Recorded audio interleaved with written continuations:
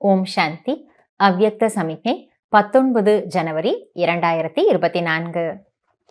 जैसे लाइट के कनेक्शन से बड़ी बड़ी मिशनरी चलती है, आप सभी हर कर्म करते कनेक्शन के आधार से स्वयं भी डबल लाइट बन चलते रहो। பாபா சொல்கிறார், எப்படி லைட்டினுடைய கனெக்ஷன் மூலமாக, லைட் என்றால் பாபா இங்க மின்சாரத்தை தான் பாபா இங்க அர்த்தம், மின்சாரத்தினுடைய அர்த்தத்தில் சொல்றாரு, கரண்ட்டினுடைய அர்த்தத்தில் தான் சொல்றாரு. எப்படி லைட்டினுடைய கனெக்ஷன் மூலமாக பெரிய பெரிய இயந்திரங்கள் எல்லாமே, பெரிய பெரிய காரியங்கள் எல்லாமே நடக்கின்றன, அதுபோல நீங்கள் அனைவரும் கூட கனெக்ஷனுடைய ஆதாரத்தின் மூலம், எந்த கனெக்ஷன்?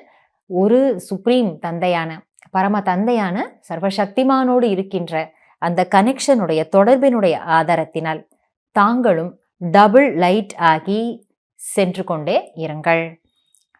மிக பெரிய பெரிய காரியங்கள், பெரிய பெரிய இயந்திரங்கள் எல்லாமே லைட்டினுடைய ஆதாரத்திலே, அதாவது மின்சாரத்தினுடைய ஆதாரத்திலே நடக்கிறது.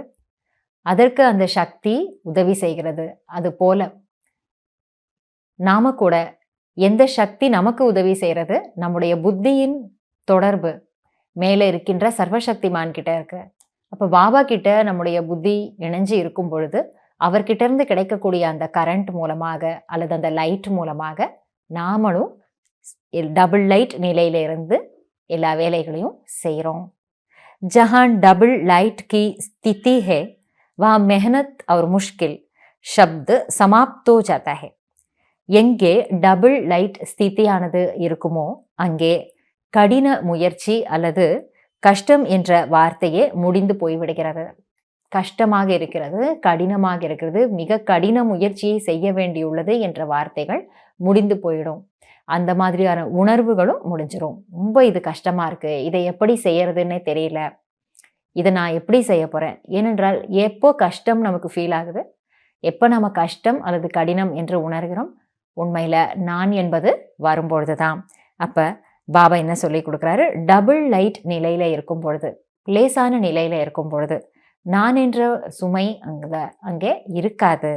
அப்ப கடினம் அப்படின்ற வார்த்தையே, கஷ்டம் என்ற வார்த்தையே இல்லாமல் போயிடும். अपने पन को समाप्त कर ट्रस्टीपन का भाव और ईश्वरीय सेवा की भावना हो तो डबल लाइट बन जाएंगे. இந்த இடத்தில் अपने पन, தனது அல்லது எனது என்ற உணர்வுகளை முடித்துவிட்டு ட்ரஸ்டி நிலையின், ட்ரஸ்டி உணர்வினுடைய பாவனையை மற்றும் ஈஸ்வரிய சேவைக்காக செய்கின்றோம் என்ற உணர்வையும் நாம் உருவாக்கி விட்டோம் என்றால் பிறகு டபுள் லைட் நிலையை அடைந்து விடலாம். அதனால பாபா என்ன சொல்றாருன்னா, பாபாவோட இருக்கின்ற நம்முடைய புத்தியின் தொடர்பு மூலமாக எல்லா வேலைகளையும் நாம டபுள் லைட் நிலையில இருந்து செய்யணும். இது ஒன்று. அப்ப இடையிடையில வேலைகள் செய்யும்போது இடையிடையில மனதார நான் பாபாவை நினைக்கிறேனா? நம்ம எல்லார்கிட்டையுமே இந்த மொபைல் தொலைபேசிகளை நம்ம வச்சுருக்கோம். அப்போ அதில் நம்ம பாட்டெல்லாம் போட்டு கேட்குறோம், பாபா கிளாஸ் கேட்குறோம். ஏதாவது ஒன்று நம்ம பக்கத்தில் வச்சுக்கிட்டு கூட செய்யலாம், அல்லது எதையோ ஒன்று கேட்டுக்கொண்டே நம்ம வேலைகளை செய்கிற பழக்கத்தை உருவாக்கிக்கலாம். பாபாவோட பேசிக்கிட்டே செய்கிற பழக்கத்தை நம்ம ஏற்படுத்திக்கிட்டு இருக்கோம். இது மாதிரி ஏதாவது ஒரு பழக்கத்தை நாம் நல்ல சமஸ்காரமாக ஆக்கிக்கிறது நல்லது.